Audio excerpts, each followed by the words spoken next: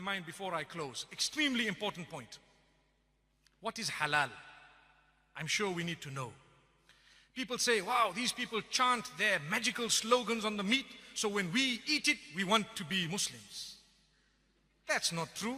I've heard that in Africa. They say these people chant their witchcraft on all our animals, so why should we eat halal? That is the most foolish statement I've ever heard. All the creatures have been given life by the Almighty. Who is the giver of life? The Almighty. What gives me the right to take the life of a cow away? I don't have the right. So the Almighty says, well, under certain conditions, you may be granted permission to take that life away in a specific way. What is that? If you really would like to eat, consumption, certain animals we've made for consumption. So I am not allowed to destroy the creatures of the Almighty for no purpose. I cannot even destroy the ecosystem without purpose. If I want to cut trees down, I need to ask myself, why am I doing it? If there's no purpose for it, leave the tree. It has life of a different nature. You're a Muslim. You need to be at peace with everything else. But yes, if there is a need for firewood or there is a need to clear the path, I may say, in the name of the Almighty, the giver of the life, and I begin to cut that tree. So what about insects? Before you spray your mosquito repellent, mosquito? Well, if it's making that little sound, irritating sound, I'm talking of Africa, I don't know about here, but I'm sure you get mosquitoes here. That little sound that irritates you, before you spray your doom, you say in the name of the Almighty, Bismillah, you spray your doom. What happened? They were doomed. But that was for a purpose. You don't just go and destroy.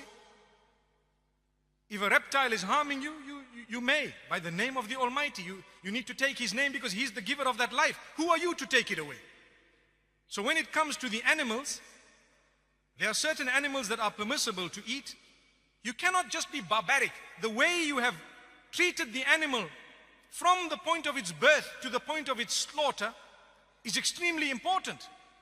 You need to be completely humane even with animals.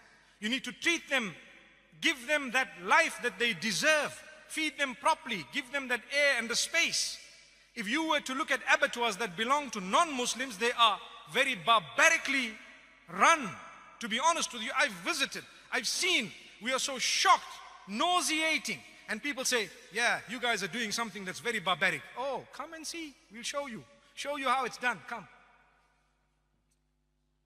So now when we get to the cow, for example, or the sheep that has been fed properly, and it has not been force-fed and kept in a pen like the ducks of the world and the chickens that don't even grow feathers anymore because they are modified. Their sole purpose of being given life is to grow until they are killed brutally in order to be served on the table. Not halal. We don't want that. It must be accorded its life. It must be treated as a proper chicken. It must be treated as an animal, a bird, whatever it is. It must be fed properly. And at the same time, you bring it to the pen. You slaughter it in a way that it does not witness the others. And at the same time, such a sharp blade. And why is it that the throat is used? Because of the central nervous system. Powerful statement. Sometimes people hack these animals to death. People say, you need to stun these animals. Did you know that there is research that proves that stunning an animal actually creates greater pain than if you don't stun the animal? People say, how? Go and check. You're confusing the animal totally. You're killing it unconscious. What are you talking about? Amazing. If you were to get cut with a blade as you're shaving, you won't even know that you're cut until water goes on it. Why? The razor was very sharp, very sharp. So we are to use a sharp blade, quick slice. When I burn my fingers, what happens? A message goes from the sensory nerves to my brain, central nervous system, that you know what, something has happened here. The brain comes back and the message goes through the bloodstream, central nervous system. It says, you are hurt, lift your hand up. And I do this. It happens within a split second.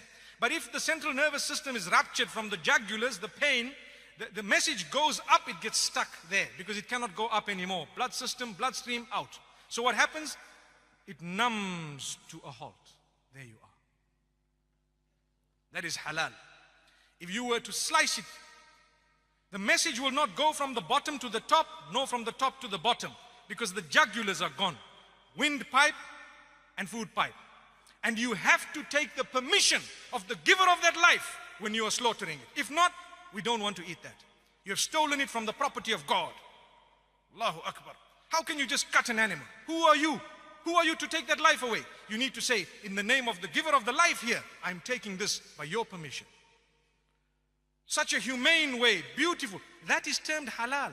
You are taking the life away. And this is the original system of the Jews and the Christians. It is the original system that was taught by all the messengers. Islam adopts it quite strictly, and so does Judaism.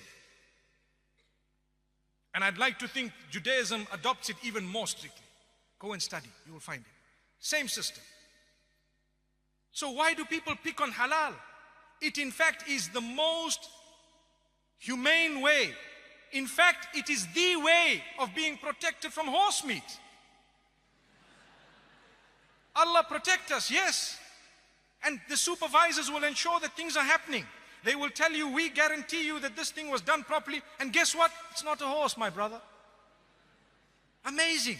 That is halal. May Allah subhanahu wa ta'ala grant my explanation, the understanding in your minds. It is a privilege and honor to eat something that was slaughtered by the name of the giver of the life. To say only for eating purposes, consumption, we took into consideration every rule that you have put. And we have actually fulfilled everything. So we hope we will now get the blessing of the food that we put into our mouths. If not, I'd rather eat the vegetables. May Allah protect us. Really.